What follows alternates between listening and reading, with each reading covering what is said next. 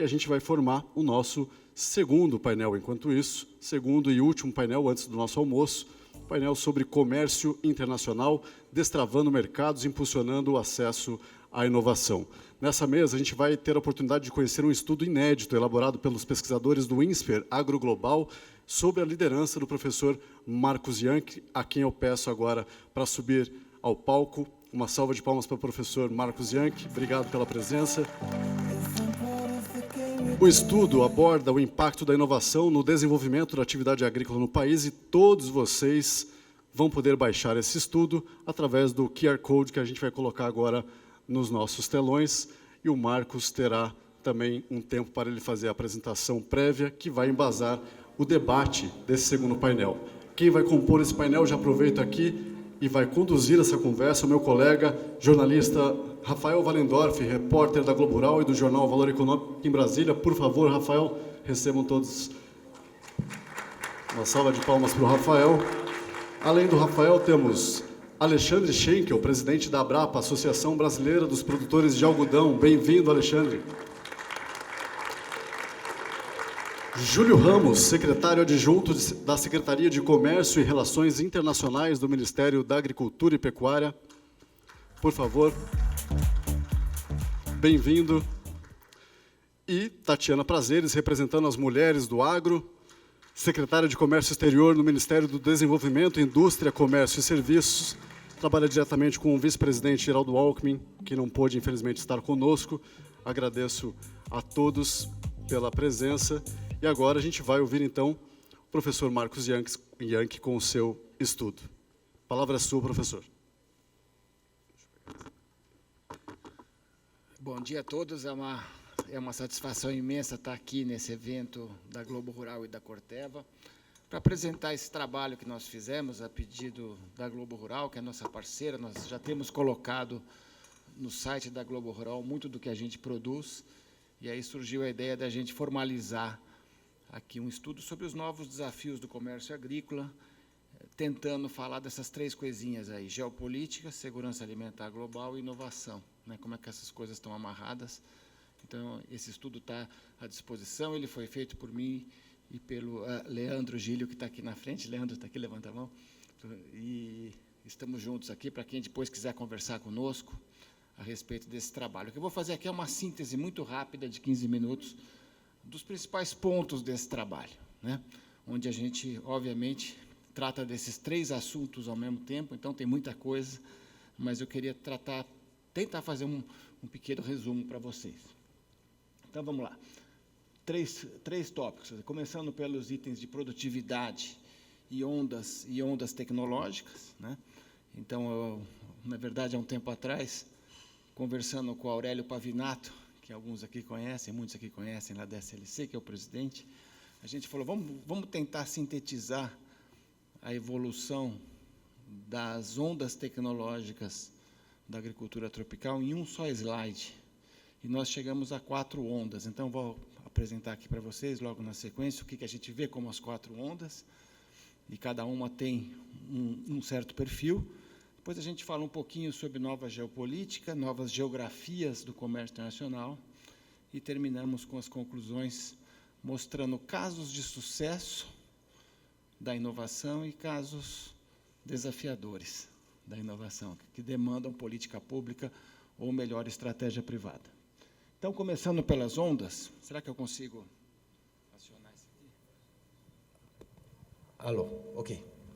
Então, começando pelas ondas, né, se a gente pensar como que a agricultura tropical se desenvolveu nos últimos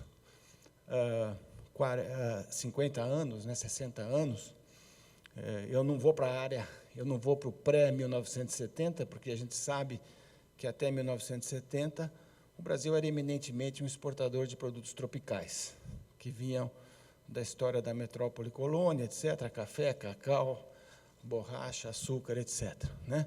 Mas aí, a partir dos anos 70, a gente tem a primeira onda, cuja marca são os produtos tropicais, né? Sementes adaptadas, correção de solos, agroquímicos, fixação de nitrogênio, mecanização, rotação de culturas, plantio direto. Nessa época, nós éramos basicamente dependíamos basicamente da pesquisa pública, das universidades agrícolas, dos institutos estaduais e a criação da Embrapa também nos anos 70. Né? Hoje a gente está vendo que o setor privado, empresas como a Corteva, tem aqui no Brasil um centro tecnológico de agricultura tropical, que é extremamente importante para a gente e para todo o mundo tropical. Então, hoje, a gente vê que a pesquisa é dominada por empresas privadas, inclusive a tecnologia tropical. Né? Naquela época, adaptação ao cerrado, crédito, colonização e o começo da bioenergia também, né? A partir do carro a álcool e do pró-álcool, e o lema era a produtividade. O que se buscava era, essencialmente, aumentar a produtividade através de novos produtos e insumos. A segunda onda, né, cada onda são 20 anos, né, a segunda, mais ou menos 20 anos, né, não dá para ser estrito nisso, a segunda onda é sistemas e processos. Né. Então, a gente tinha muitos produtos novos, aí, a partir dos anos 90, a gente vê o surgimento da segunda safra, terceira safra, biotecnologia, transgenia, antibióticos, promotores de crescimento, saúde animal e vegetal, coordenação de cadeias, um ponto muito importante. Né? Não são apenas múltiplas safras, mas também a possibilidade delas acontecerem ao mesmo tempo, na mesma área, através de sistemas coordenados, onde a gente une, por exemplo, soja, milho com suínos e aves, e com etanol de milho e DDG. Né? Então, essas integrações foram acontecendo de 90 a 2010, por isso que eu coloco aqui como a mudança maior dessa fase é a integração de sistemas, sistemas integrados. É a coisa mais importante que a gente tem hoje. Quer dizer, o Centro-Oeste começa com boi e soja, e hoje você tem 10, 12 atividades acontecendo de forma integrada, horizontalmente e verticalmente, né? Que é um negócio que você não vê em outros países, porque você precisa ter clima tropical para isso. Né? Então, a gente entra nessa história do ILP, que eu já chamo hoje de ILP-FEC, né? Que é integração lavoura, pecuária, floresta plantada, energia e carbono. Né? Porque tudo isso está acontecendo junto, não é só lavoura, pecuária. Né? Então, a gente tem uma série de coisas acontecendo nisso, e a expansão dos biocombustíveis a partir dos carros flex nos anos 90, e depois de todos os usos de biomassa. Né? Vamos lembrar, por exemplo, que a vinhaça hoje está sendo repaginada na produção de biometano, inclusive com ganho de produtividade agrícola, né? Coisas que a gente, antigamente, não tinha a menor ideia. Né? A terceira fase, eficiência produtiva, já foi dito pelos três cientistas que estavam aqui, essa questão de produzir mais com menos, e isso entra na agricultura de precisão, aplicação localizada, controle biológico, bioinsumos, agricultura digital, automação, nutrição precisa, geotecnologia, nanotecnologia, genômica, biologia molecular, uso de resíduos não alimentares. Esse é um ponto, hoje, de grande atenção, como eu já falei do caso da vinhaça, das palhadas, etc. E a produção com parâmetros de sustentabilidade. Não mais a produção a qualquer custo, mas a produção sustentável. Eficiência e sustentabilidade. A quarta onda que nós estamos entrando agora, ela tem uma diferença, que é o que está vindo de fora. Porque se a gente pega as outras três ondas, são sempre inovações dentro do agro, dentro das cadeias produtivas do agro. E agora a gente tem um monte de coisas vindas de fora do agro que vão mudar completamente isso. Então, como foi dito lá pelo Maurício, a inteligência artificial, né, vai ter uma capacidade de alterar tudo que a gente está fazendo, e é uma coisa exógena, de certa forma, ao agro. Né? A questão de Big Data, blockchain, robótica, drones, tomada de decisão autônoma, coisas que vêm do mundo de fora e que invadem a agricultura com uma força extraordinária. Então, eu diria que daqui para frente, inteligência externa, inteligência tecnológica de fora do agro vai afetar profundamente o agro. A questão de adaptação às mudanças climáticas, aqui é importante falar adaptação e não mitigação, porque o mundo inteiro fica falando em mitigação, né? E a gente sabe que nós estamos há 60 anos fazendo a adaptação, no fundo, né? Sem ter esse nome, né? Porque quando a gente criou o pró-álcool não era por causa de mudança lá do clima, mas era essencialmente por segurança energética.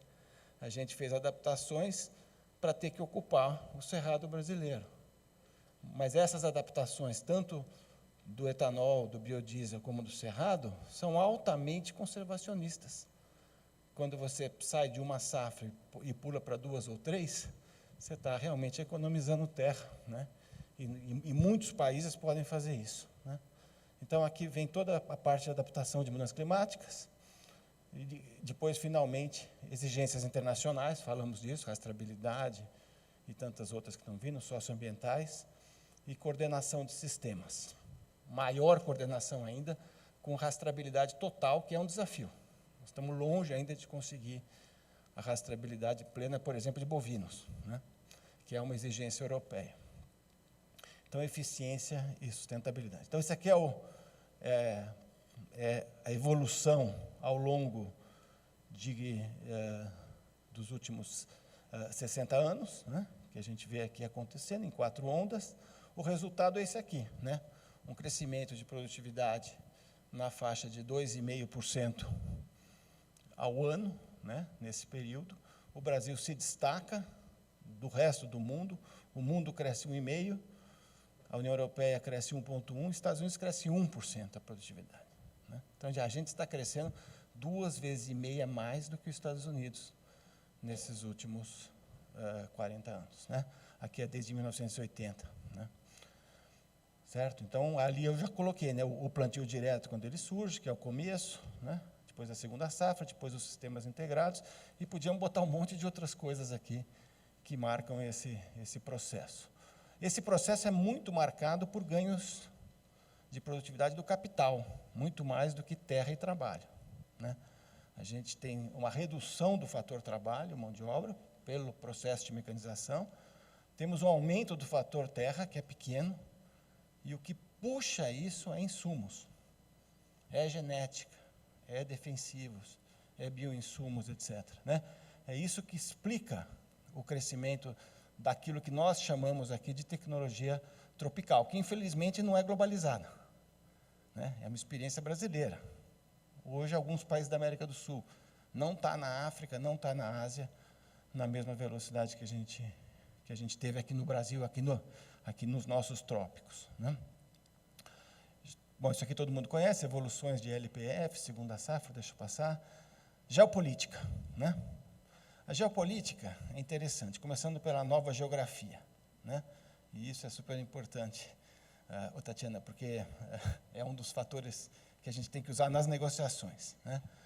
Há 20 anos atrás, há 24 anos atrás, a gente falava dos grandes exportadores do comércio, envolvia países ricos, era essencialmente um jogo de países ricos. Nosso maior cliente era a União Europeia, que comprava 45% do que nós exportávamos em 2000, e a China comprava 1%, e nós exportávamos 20 bilhões de dólares.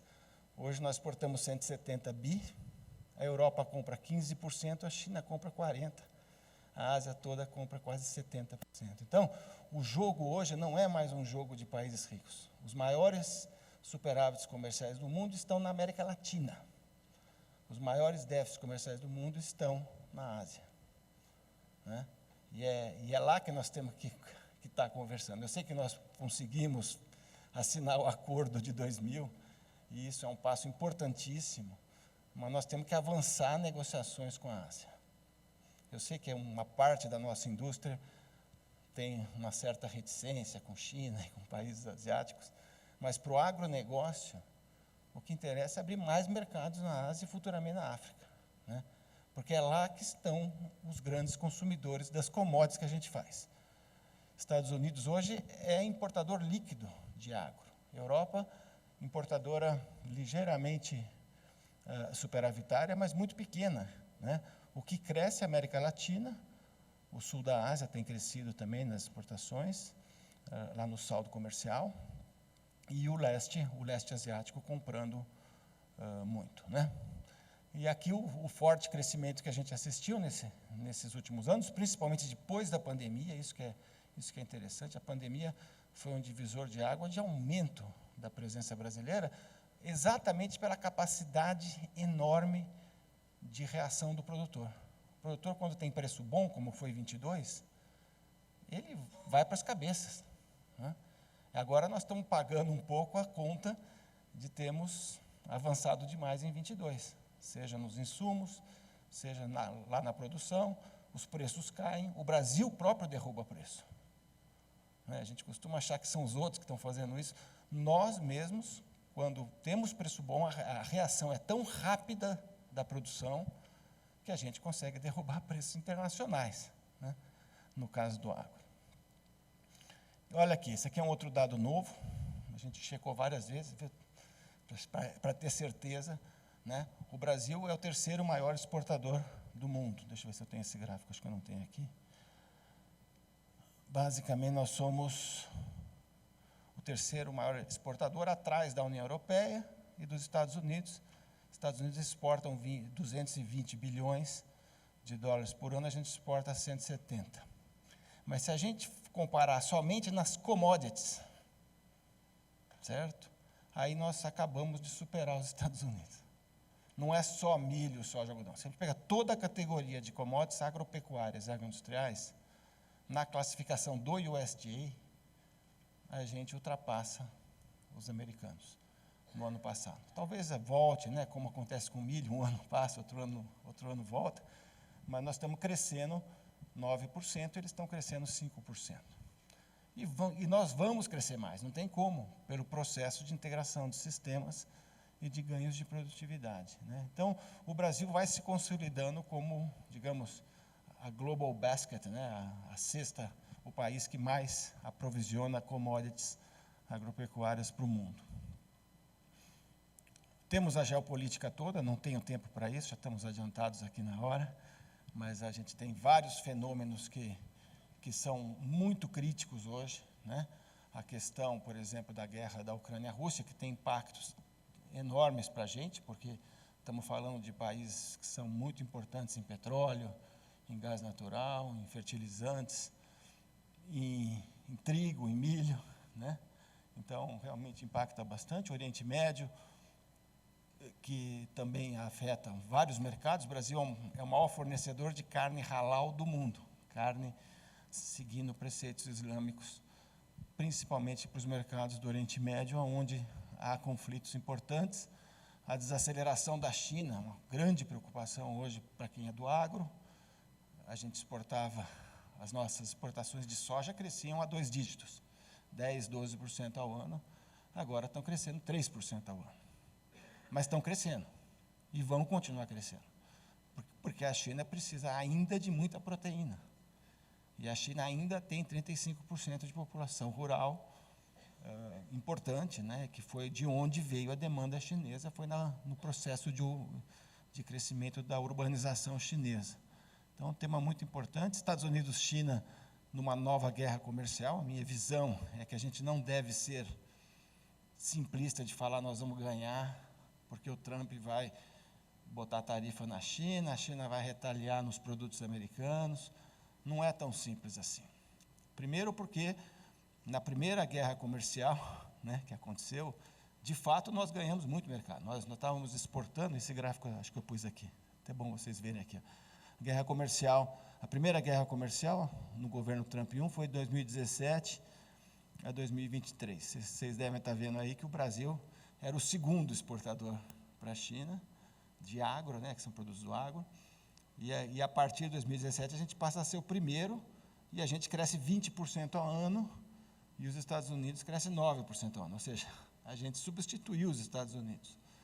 Mas o limite disso é claro, quer dizer, a China não vai deixar de comprar soja americana completamente, porque seria de uma burrice extraordinária. Ela compra no hemisfério norte, no hemisfério sul, alternadamente, e ganha com isso. Então, há um limite dessa substituição, e nem é bom para a gente depender tanto da China, né? Porque a China já não cresce mais como antes, e a gente tem que diversificar mercados. O ministro Fávaro falou de 280 aberturas de mercado, isso é fundamental. Quanto? 285 aberturas, isso é fundamental para a gente não ficar só em cima de grãos e China, né?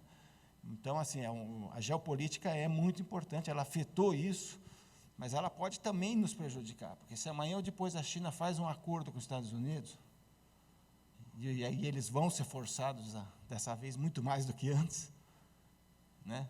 Inclusive com Elon Musk fazendo a ponte, né? Como a gente já sabe, isso pode prejudicar o nosso acesso. Então, o trabalho que a Tatiana exerce no Ministério da Indústria e Comércio é fundamental, junto com o MAPA, junto com o Itamaraty, no sentido de preservar os mercados que a gente tem, ampliar as negociações internacionais, diversificar produtos e mercados, né, que é muito importante. E, para fechar, né, as conclusões, alguns êxitos e alguns desafios. E eu quis colocar êxitos, porque, em geral, a gente, quando fala do que vem pela frente, a gente fica meio pessimista, né? Eu acho que tem casos maravilhosos. Um caso maravilhoso de mudança de produtividade e sustentabilidade é o boi China, né? O boi China não tem nada a ver com política pública, né? Não tem, foi simplesmente uma decisão da China: eu só vou comprar animais abatidos até os 30 meses, por razões de sanidade, qualidade, etc. Quando a China fez isso e se tornou a maior compradora de boi do Brasil, aconteceu uma transformação na pecuária, que a agricultura ajudou a mudar com o sistema de ILP, né, Integração Lavoura-Pecuária. Então, a agricultura entrando sobre as áreas de pastos, 160 milhões de hectares de pasto, com ganhos de produtividade enormes, né, e competindo, mais o boi China, o resultado é muito bom. A diversificação das culturas, ela está acontecendo. Ela começou com milho, algodão. Agora, esse ano, a gente falou lá de gergelim, trigo tropical, uva, migração da laranja, migração do cacau, né? Quem aqui mencionou, não me lembro exatamente quem, mas é um negócio impressionante, né? Como que, de repente, a gente consegue se reinventar em cacau no Centro-Oeste. Eu sei que ainda falta um tempo para provar que dá para produzir a sol pleno, mas está aí, quer dizer, vai ser testado a laranja agora lá no Centro-Oeste, pelos problemas do green em São Paulo, o café, novamente, com preços bons, né? Então, não é só preço ruim, a gente está vendo preço ruim em soja e milho, mas nós temos pelo menos 4 atividades com preços em altas históricas: café, açúcar, cacau e laranja, né? Com preços altíssimos. Eu sei que não se vende muito insumo para eles, mas são setores fundamentais de culturas semiperenes, né? Então, é muito bom isso. As tecnologias tropicais que a gente fez, o plantio direto foi fundamental. Os americanos ainda estão entrando nisso, nós já estamos super consolidados nisso. E a parte de transgênicos, de transgenia, foi absolutamente central para a gente conseguir fazer 2 safras, para a gente conseguir fazer tudo que a gente acabou fazendo. Segurança energética, sistemas integrados, logística multimodal. A gente está sempre reclamando da logística, mas hoje, em torno de 43% da soja exportada vai de trem. O etanol de milho já é 23%. A celulose está indo para 30%, certo?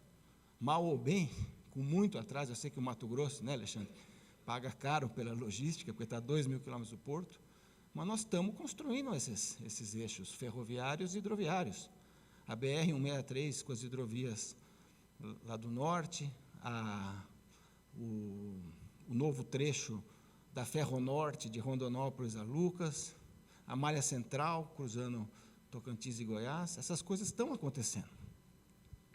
E políticas públicas, temos algumas que são muito interessantes, né, e que foram importantes, o Plano ABC e outros. Então, temos êxitos, né, e êxitos que nem sempre é só governo, né? A gente sempre acha que é o governo que faz tudo.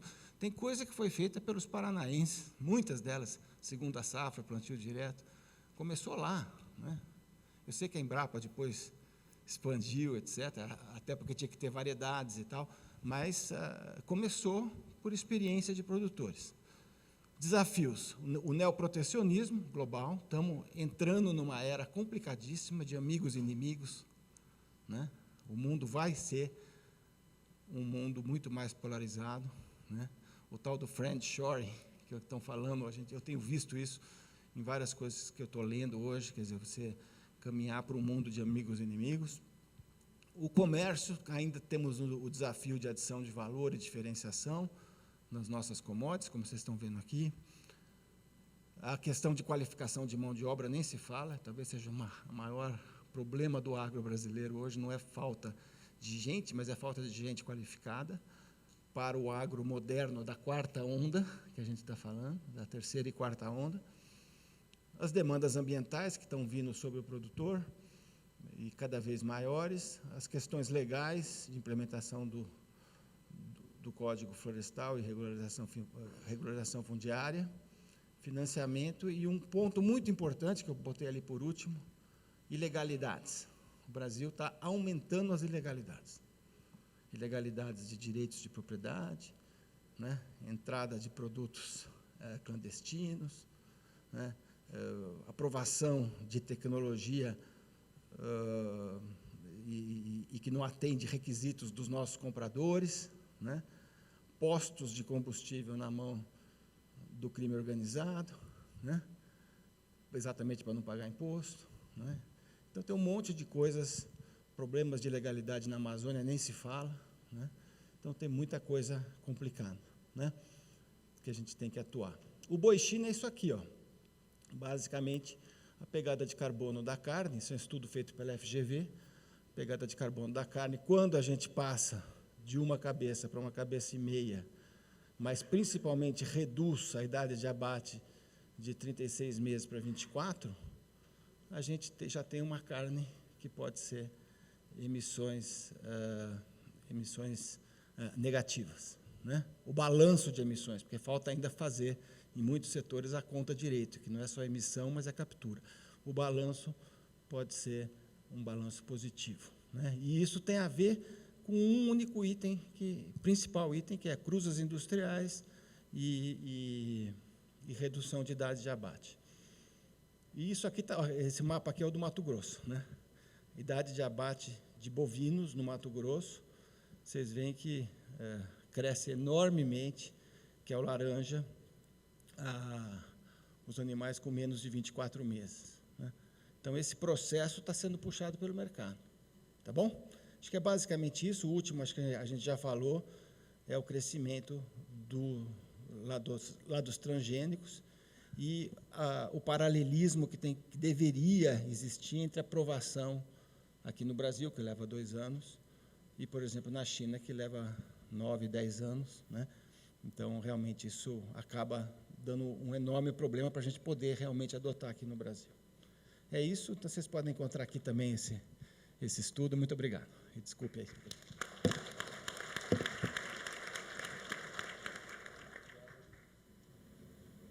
Obrigado, professor Yankee. Pessoal, a gente sabe do compromisso de todo mundo com o horário, vamos tentar fazer um bate-papo bem rápido aqui, puxando por isso que o professor Yankee colocou aqui, inclusive o QR Code está, vocês podem acessar aí o estudo completo. Agradeço pelas explicações. Puxar o papo aqui pelo Schenkel, a gente estava vendo ali no final também o quanto aumentou a produtividade com a adoção de tecnologia, de inovação. Nesse contexto inteiro, eu acho que o algodão é um bom case de sucesso de como a aplicação, a incorporação de tecnologia e inovação ajudou a abrir mercado, a aumentar a produção, produtividade, alcançar mercados. Queria que você contasse um pouquinho dessa história de sucesso, toda a rastreabilidade, certificação e colocado esses desafios que o professor também disse aqui sobre esse novo cenário de geopolítico, de protecionismo. O que você imagina para o futuro? Boa tarde, obrigado.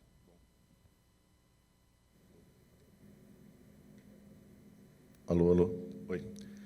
Bom, bom dia a todos, ou boa tarde a todos. O Marcos Young faz parte desse desenvolvimento aí, né, Marcos? Vou contar um pouco da história aqui, mas é o seguinte.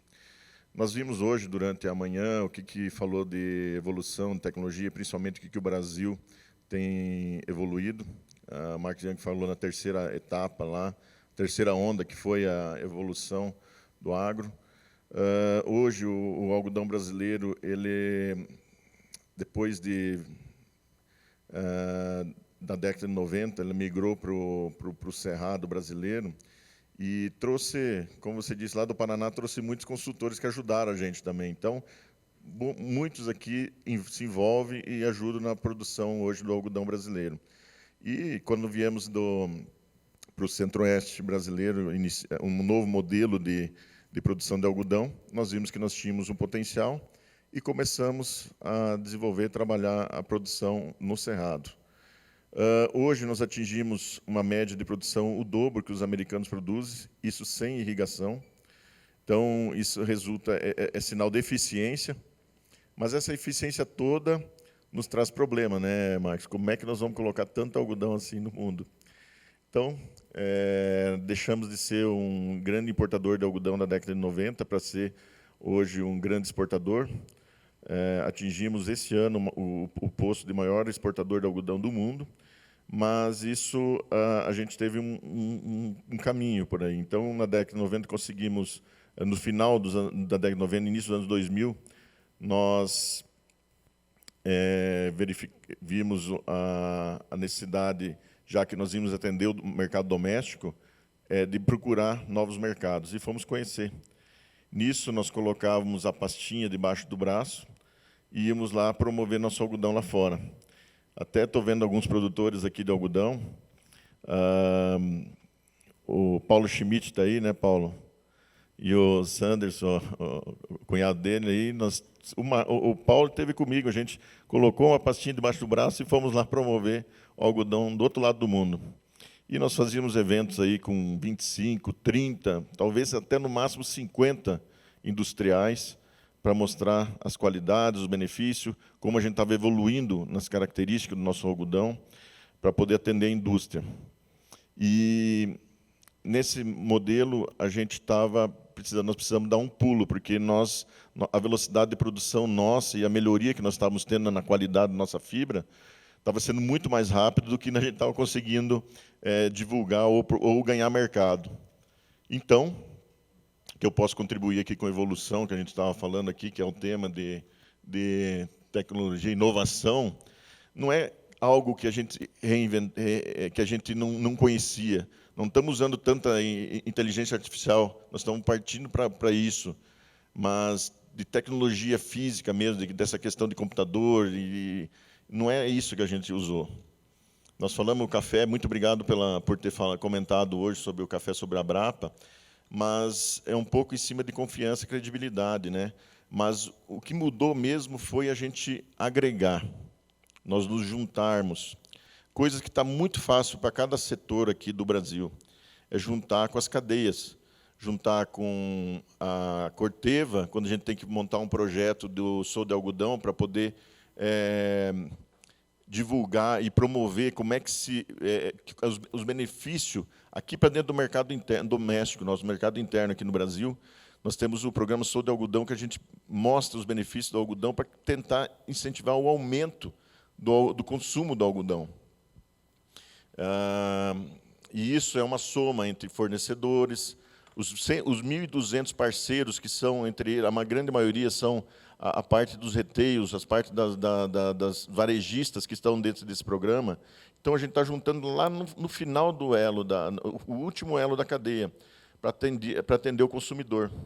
Nisso surgiu a rastreabilidade, né, que é uma responsabilidade que várias cadeias aqui precisam ter, né, e é cobrado do consumidor final. Um café hoje tem que saber a origem, onde é que ele vem, o gado, principalmente, está começando a ter isso daí. O couro que a gente produz aqui para exportar também querem saber a origem. Então, a rastreabilidade é muito importante. Nós conseguimos... essa camisa aqui, tem um QR Code aqui, que mostra que são de 18 produtores. Dentre eles, aqui tem 3 produtores do Goiás, tem de 2 produtores de Minas, tem lá da Bahia, do Mato Grosso. Então, isso aqui foram ferramentas que foram desenvolvidas. Não que vai aumentar ou será que vão pagar mais por isso? Não, mas nós temos a ferramenta aqui disponível no Brasil, nós temos essa inovação também. Mas, enfim, a maior inovação é agregar. Além de termos os nossos fornecedores, um dos trabalhos que nós fizemos muito forte foi de trazer as traders juntos. Nós vamos lá para fora promover o algodão brasileiro com as traders, que são nossos clientes. Eles vão junto promover. outros, eu tive com o seu Canísio, Frolich, está aí também. A última vez nós tivemos uma oportunidade de conversar, o seu Canísio me perguntou, eu lembro bem, podemos confiar na Apex, né, seu Canísio? Do pessoal ali. Claro que sim, a Apex nos ajudou muito nessa promoção do algodão brasileiro. Além de trazer ferramentas, aquela crise que alguns conhecem aqui, da EarthSign, que uma ONG denunciou que a gente teve alguns problemas aqui no Brasil, que a gente foi diretamente, a gente conseguiu fazer um trabalho de comunicação lá fora, e eu vou falar um exemplo. Nós tivemos a terceira maior varejista do mundo, a Fast Retailing, que é a dona da Uniqlo, lá dentro do Japão, nós visitando o escritório deles há uns 30, 35 dias atrás, nos falou, vocês foram muito bons na comunicação dessa mensagem lá, quando teve a crise da EarthSign. Por quê? Porque vocês não se esconderam. Quando a China teve o problema, o Better Cotton teve o problema com o Xinjiang, o Better Cotton se isolou. Estou falando coisa aqui que se isolou. É o que eles falaram para nós. Não falou, eles se esconderam. E nesse momento nós fomos firmes e falamos, não, nós temos, o problema não ocorre isso no Brasil, é outra realidade do Brasil, e nós respondemos e fomos muito claros com o mercado. Isso nos trouxe novamente credibilidade. Então, se não fosse um apoio da Apex através do Panagro, nós não teríamos essa força toda para poder trazer essa credibilidade. Então, se a gente pegar, não tem tanta inovação, vamos nos juntar como cadeia, ajudar a promover o Brasil. Nós temos um tema muito forte lá fora, quando a gente vai promover o algodão brasileiro, que se chama Think Cotton, Think Brasil. Então, pensou em algodão, pensou no Brasil. Pensou em boi, pensou no Brasil. Pensou em soja, pensou no Brasil. Nós temos muita força lá para frente para poder juntar todas as cadeias aí e mostrar um Brasil que realmente tem essa sustentabilidade, essa realidade aí de estar atendendo o mundo com os produtos mais seguros para as futuras gerações. Beleza. Obrigado, Schenkel. Realmente é um trabalho de excelência que une todos os pontos aí, né? Desde a eficiência dentro da porteira até esse trabalho de comunicação, de promoção. E já entrando nesse assunto, quero chamar para o bate-papo o Júlio Ramos, secretário adjunto de Comércio e Relações Internacionais do Ministério da Agricultura, porque eu acredito que isso também é muito do papel que vocês desempenham lá, né, com 285 mercados abertos nessa gestão, com essa promoção que vocês têm feito lá fora. Mas eu queria saber como é que é na mesa de negociação lá para abertura, para definição de protocolo, se essa inovação, se essa tecnologia que o Brasil tem colocado cada vez mais, as tecnologias tropicais, essas adaptações, como o professor Marcos Bianchi colocou aqui, isso é valorizado lá fora? Como vocês têm feito isso? E como que o Ministério também trabalha para promover internamente? Que outros setores consigam alcançar a excelência, expertise, conhecimento que os produtores de algodão hoje conseguem? Rafa, primeiro agradecê-lo pelo convite, agradecer ao Cassiano também pela oportunidade da gente estar discutindo o agro, né, em alto nível, né, o agro que hoje representa quase 50% da balança comercial brasileira, 1/4 do PIB, 25% das carteiras assinadas, né, de emprego no Brasil. Então, vocês nos ajudam a fazer com que o agro tenha esse destaque e seja discutido todo dia, né, com os brasileiros e mundo afora. Estar ao lado desses campeões de audiência aqui também é um grande prazer, né, porque o Schenkel, sempre muito modesto na sua fala, mas eu tenho usado muito o algodão como um grande tema. Né? O algodão, o Brasil tornou-se o maior exportador sem que o consumo do mundo aumentasse. Isso mostra que nós estamos prontos para discutir sustentabilidade, nós estamos prontos para discutir questões trabalhistas, nós estamos prontos para discutir compliance, ou seja, o Brasil está preparado para o mundo para enfrentar os grandes desafios. Né? Tem um grande ditado que diz que durante a crise você chora ou vende lenço.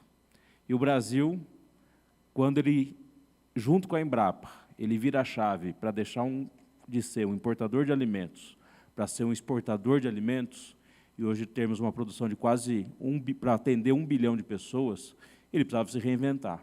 E através da inovação de ciência e tecnologia. Né? Hoje a gente vê esses 285 mercados abertos, né? 207 apenas nesse ano, com todo e qualquer tipo de produto agrícola produzido no Brasil.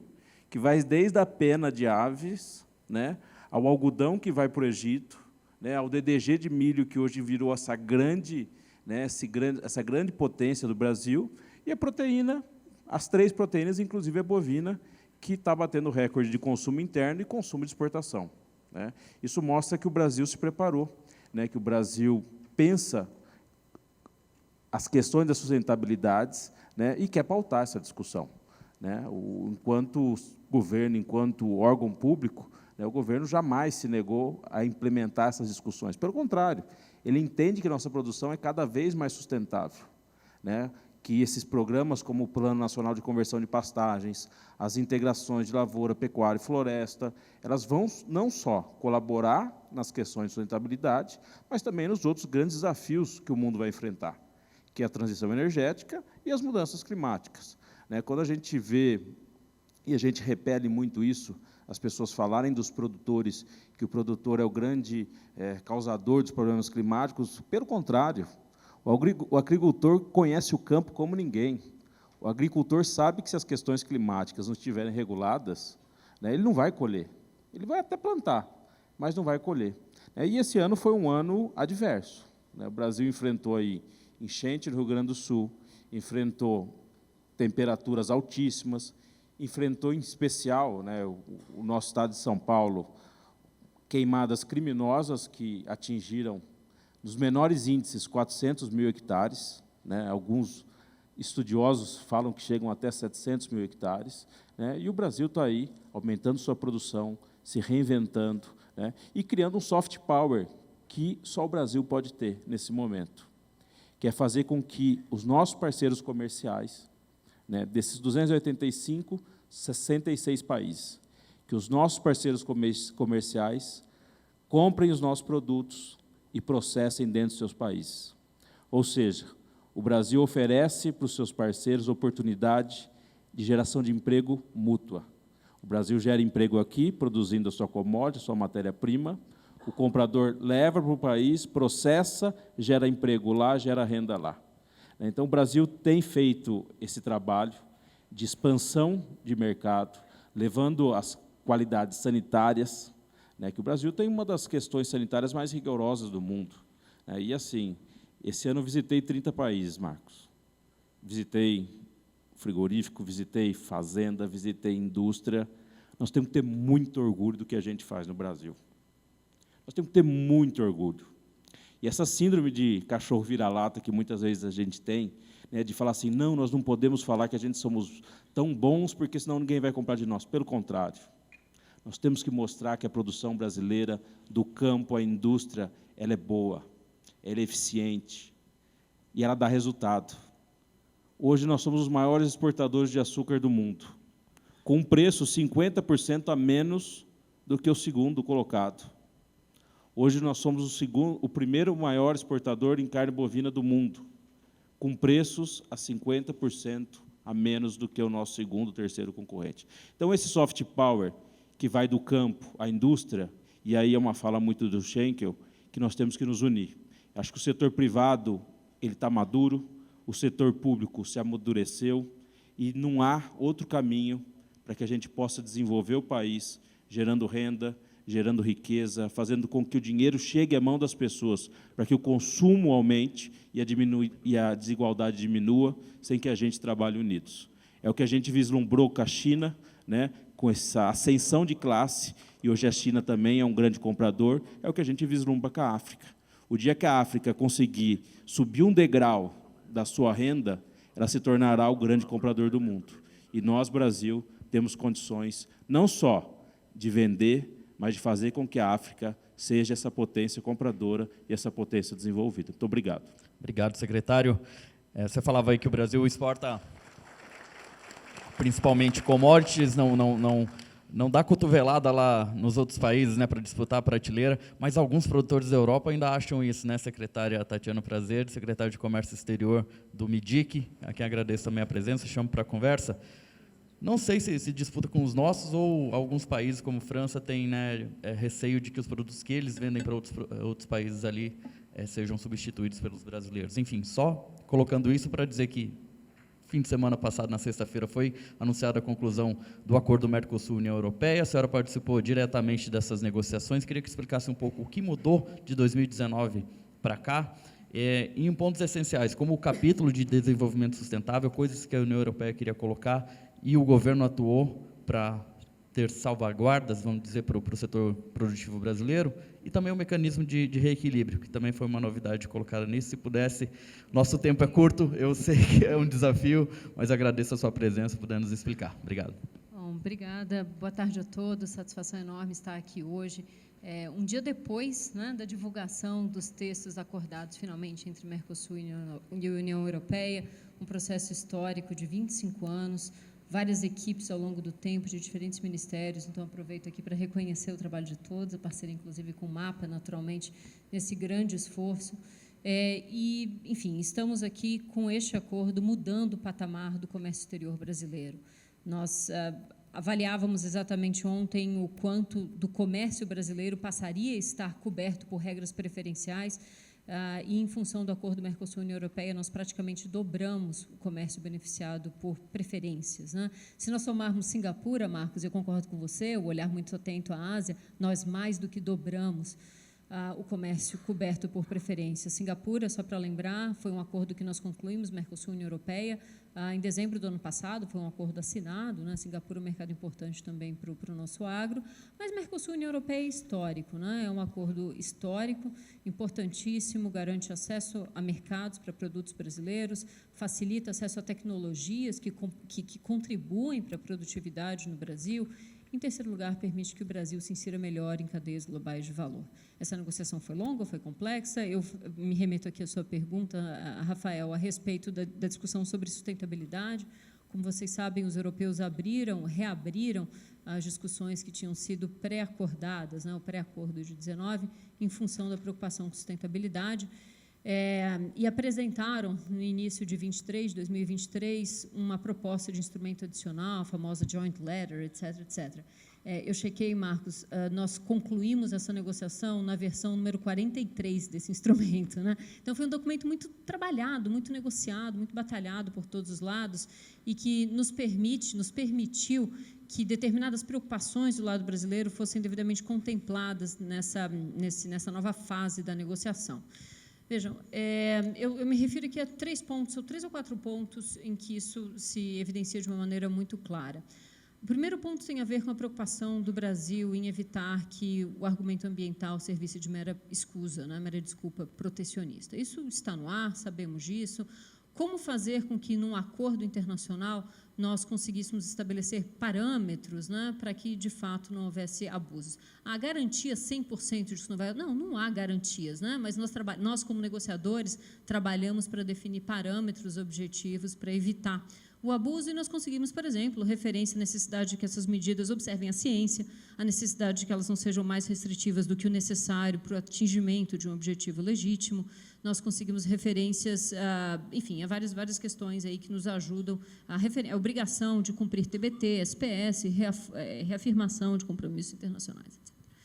O segundo ponto tem a ver com a utilização de dados nacionais para avaliação de rastreabilidade, para avaliação de cumprimento da legislação nacional. Pode parecer uma coisa óbvia, mas no dia de hoje não é, né?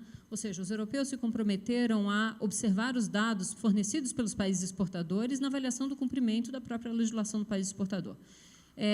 Os europeus se comprometeram a levar em conta os dados do país exportador nas análises sobre rastreabilidade.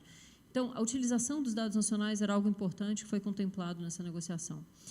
Um terceiro ponto importante diz respeito a risco país, né? Todos que acompanham a legislação, a implementação da legislação anti-desmatamento da União Europeia têm uma preocupação com a classificação de risco para fins de EUDR, e essa foi uma outra referência importante que nós contemplamos nessa negociação. Ou seja, se o Brasil, se o Mercosul está disposto a cumprir, a observar referências adicionais na área ambiental, a União Europeia precisa levar em conta esse esforço na avaliação, na classificação de risco, e isso, de fato, foi contemplado. Um último ponto, a bioeconomia, produtos associados a baixo carbono, produtos associados à nossa biodiversidade, isso tudo terá incentivos positivos, né, no acesso ao mercado europeu.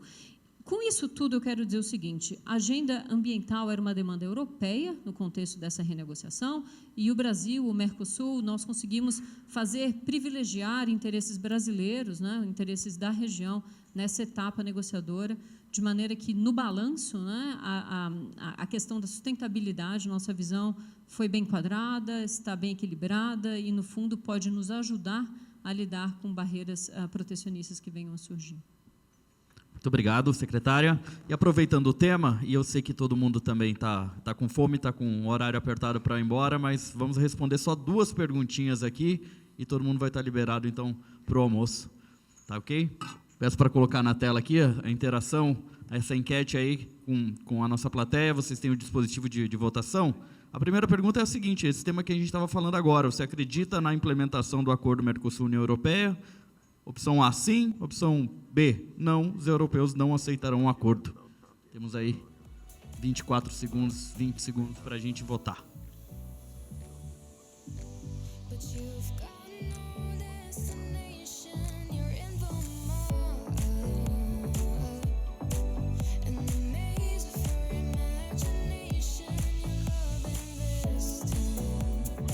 Vamos lá. Terminando essa votação, todos já votaram. Vamos ver o resultado. Então, a maioria aí, 63%, responderam que acreditam que será implementado, 37% responderam que não. Então, a próxima pergunta, também sobre o tema internacional. Na sua opinião, qual deve ser a prioridade do Brasil no comércio agrícola internacional? A Ásia, especialmente a China. B, atender às exigências e reconquistar o mercado europeu. C, priorizar o Mercosul. D, buscar acordos com novos mercados, independente do potencial. E E, buscar novos acordos comerciais com os Estados Unidos. Tempo aí para votação. Todos são temas aqui que a gente discorreu de uma forma ou de outra. O próprio estudo, né, professor, falou um pouco sobre essa questão dos Estados Unidos. A gente queria explorar um pouquinho mais sobre isso também, mas eu acredito que não vai dar tempo. Vamos só terminar aqui a votação. Eu vou passar para cada um, então, fazer uma consideração final. Quero também perguntar já para a secretária sobre o processo de implementação. Se a maioria aqui respondeu que acredita que vai ser implementado, como que vai funcionar, como vão funcionar os próximos passos. Temos aí já o resultado. Vamos lá, opção 4 ali, ó. 45% acreditam que a prioridade deva ser buscar acordos com novos mercados independentes do potencial. Bom, é um pouco do que o professor Marcos Bianchi trouxe, de não ficar dependente de um só destino, né, de um só parceiro. Eu acho que casa muito bem com o que foi dito. Voltando aqui, então, a palavra, secretária. Quando você acredita que vai ser implementado? Tem todo esse processo, uma coisa é assinatura, uma coisa é ratificação. Quando entra, de fato, o acordo comercial, as medidas comerciais em vigor, se a senhora puder trazer um pouquinho da sua visão sobre isso. Bom, em primeiro lugar, para dizer que eu estou com a maioria aqui, eu também acredito que o acordo será, de fato, implementado, entrará em vigor, superará todas as etapas necessárias para isso com a ratificação. A nossa expectativa é de que, enfim, a partir de agora, avance o trabalho de revisão jurídica, de tradução para os idiomas oficiais, etc., e que no segundo semestre do ano que vem seja possível, de fato, assinar esse acordo. No Brasil, sabemos, passa pelo Congresso, depois é um decreto presidencial. Na União Europeia, a parte comercial do acordo, de fato, requer aprovação do Conselho Europeu, 65% dos países, ou seja, não é necessário unanimidade, não é necessário que todos os países estejam de acordo com aquilo que foi negociado. 65% dos países, que respondem por 55% da população do bloco, e depois a maioria simples no Parlamento Europeu. É possível, é possível. Nós estamos muito confiantes de que negociamos um acordo ganha-ganha, um acordo que interessa aos dois lados, interessa ao Brasil, ao Mercosul, interessa também à União Europeia, sobretudo nesse contexto político, geopolítico mais desafiador. Difícil cravar quando entrará em vigor, não vou ousar fazer isso aqui, mas trabalharemos e contamos com todos também para que esse processo de aprovação, pelo menos do lado brasileiro, seja o mais rápido possível. Muito obrigado. Professor Marcos Bianchi, sua visão sobre essa conclusão do acordo Mercosul-União Europeia, você acredita que ele seja uma vitrine para o Brasil para aproveitar novos mercados? Ontem também eu lembro que a senadora Tereza Cristina falou uma coisa, achei interessante, que ela falou que alguns europeus começaram a perceber que onde existe principalmente paz e condição para produzir os alimentos, fornecer os alimentos que o mundo vai precisar num futuro próximo, é no Hemisfério Sul, na América do Sul, no Mercosul, no Brasil, enfim. Concorda com isso? Qual a sua visão?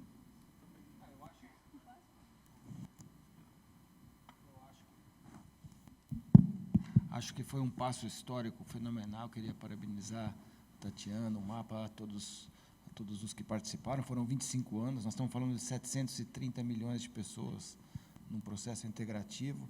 E é o que você falou, é um processo integrativo de um mercado extremamente qualificado, que trabalha com produtos de valor adicionado, inclusive no agro, né, que tem uma vasta experiência de produtos com marca, produtos de alta qualidade. Então, a gente tem grandes oportunidades de entrar nesse mercado e também de aprender com eles coisas que nós não somos tão bons. Eu acho que nós somos excelentes em commodities, mas podemos fazer muito melhor a parte de valor adicionado, e a Europa sabe fazer isso, e acho que essa conversa pode ser muito boa se houver interações empresariais nesse processo. Então, eu sou muito favorável, eu acho que é uma vitrine, acho que é um cartão de visita, não são volumes expressivos, essa coisa lá dos franceses de falarem que não vão comprar carne, só para vocês terem uma ideia, nós temos hoje 130 mil toneladas de acesso de carne bovina para a Europa, e a gente vai ganhar 99 mil agora.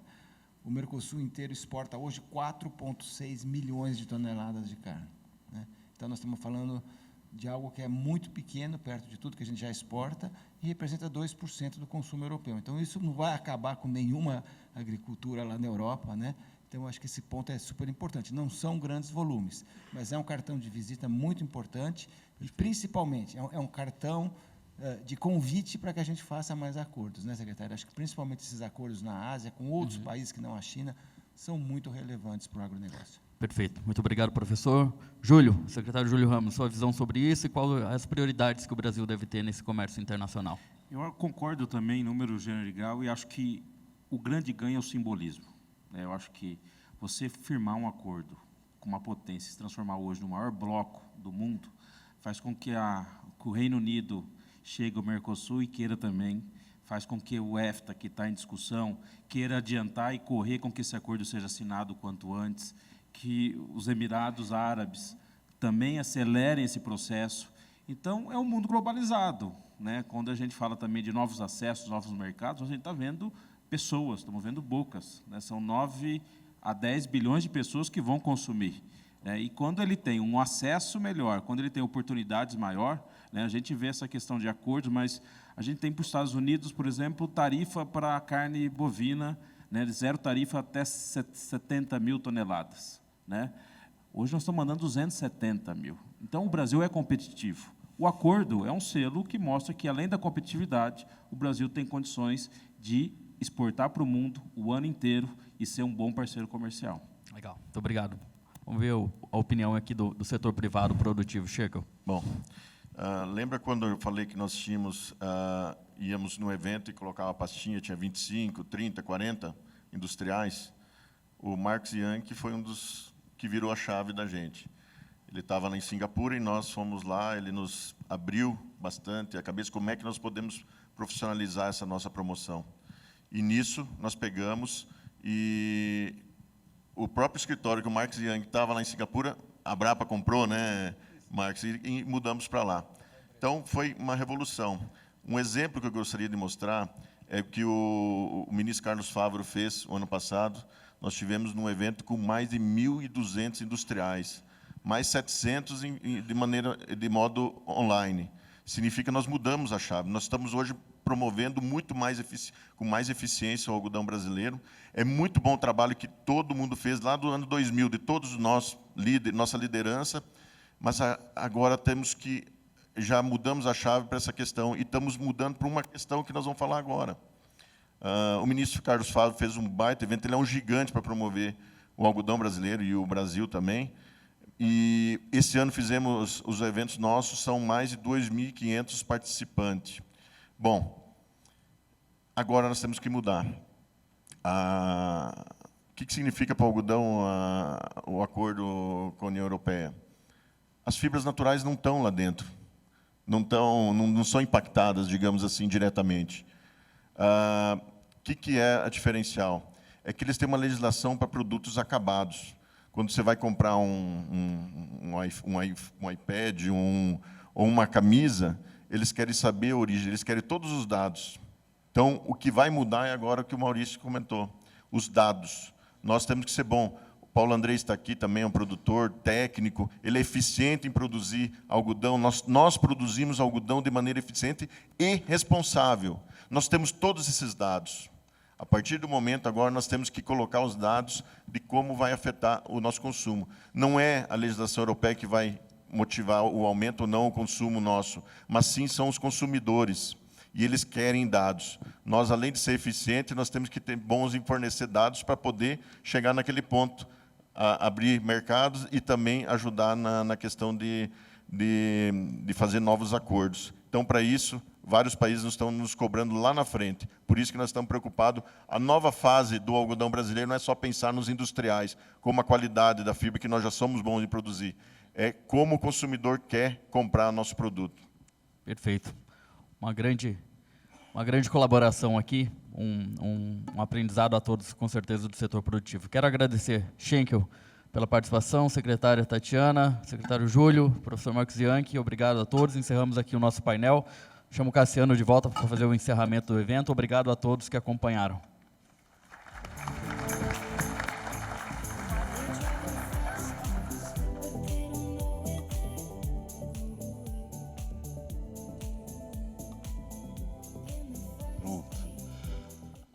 Falta oficial feita. Obrigado, Rafael, Júlio, Tatiana, Marcos, Alexandre.